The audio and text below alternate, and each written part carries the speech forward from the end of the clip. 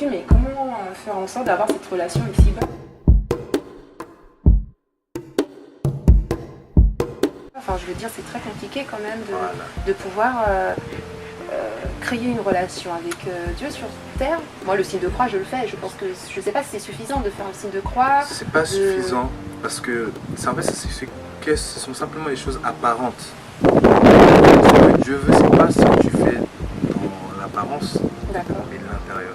Ok. Parce que ce qui intéresse Dieu, c'est ton cœur. Plus autre chose que tu vas faire physiquement. Parce que ce que tu vas faire physiquement, en fait, comme lui, il n'est pas dans le physique, tu vas jamais l'atteindre. D'accord. Tout ce qu'il demande, c'est que tu fasses cela à partir de l'intérieur pour que cela se manifeste dans le physique. Parce que Jésus dit que Dieu est esprit et tout ce qu'il adore doivent l'adorer en esprit et en vérité. Ce qui veut dire là, Dieu nous dit que pour pouvoir en fait s'approcher de Dieu, de pouvoir l'adorer, il faut le faire de la base de l'esprit. Parce qu'il est esprit, ce qu'il adore doit l'esprit en vérité. Mais comment on m'entend faire pour adorer l'esprit en vérité? Et c'est là où en fait ça fait l'occurrence de la Genèse chapitre 1 que Dieu nous a créé à son image, à ressemble. Donc Dieu nous a créé esprit et on vit dans un corps. Comme des esprits, on ne peut pas les voir parce que ce n'est pas physique. Comment faire? En plus, tu poses une question très très intéressante parce que là actuellement, il y a une conférence que j'organise avec la jeunesse de mon église. Et je t'invite à y venir. On va traiter par rapport à ça, on va traiter du royaume des cieux. Ah, ce dont tu avais commencé à me parler. Et le thème c'est vivre le ciel sur la terre. Vivre le ciel sur la terre. Et comment on peut vivre le ciel sur la terre? Vivre le ciel sur la terre. Exactement, c'est une question à garde-les précieusement. Parce qu'on va traiter cela à la conférence.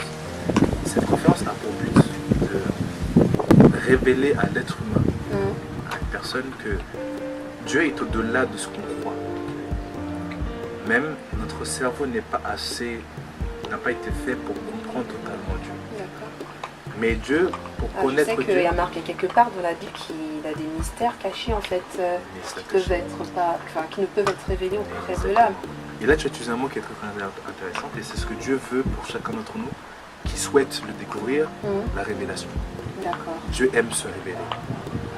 Il ne veut pas simplement que tu apprennes de lui, il veut se révéler à toi, pour que toi-même tu aies cette expérience personnelle avec lui. Comme ça, quand personne te dira qui est Dieu, tu te dis, pour moi Dieu, c'est ça, parce que moi je l'ai vécu. Et Dieu veut que tu le vives et pas que tu l'apprennes. Tu me touches beaucoup et tu me donnes envie, c'est vrai, de découvrir ce Dieu-là. Et peut-être qu'au travers de ça, je serai plus épanouie. Ce sera le début d'en fait une belle aventure et une belle histoire d'amour, parce qu'il faut savoir que Dieu est amoureux de toi. Ah. Dire ça comme ça. D'accord, oui, je comprends. C'est gros toi? alors, c'est vraiment parce grand. Parce que quand il te voit, il se voit lui-même. Et moi, c'est que personne ne peut t'aimer plus que toi-même tu peux t'aimer. Et ça, c'est le début du bonheur.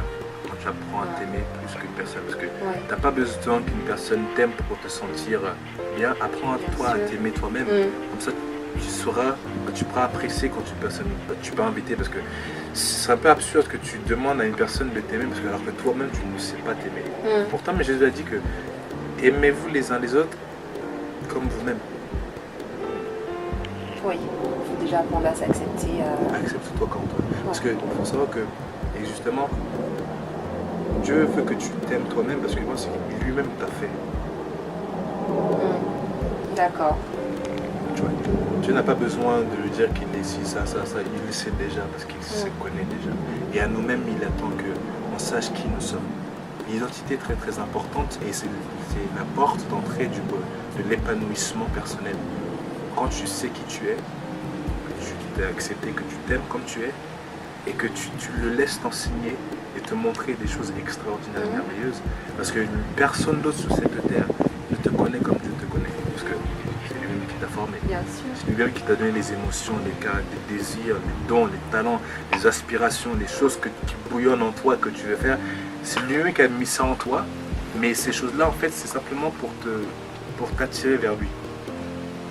Pour te montrer qui il est, comment il est. Parce que de la même manière que tu aspires à des choses, lui-même il aspire à ces choses-là.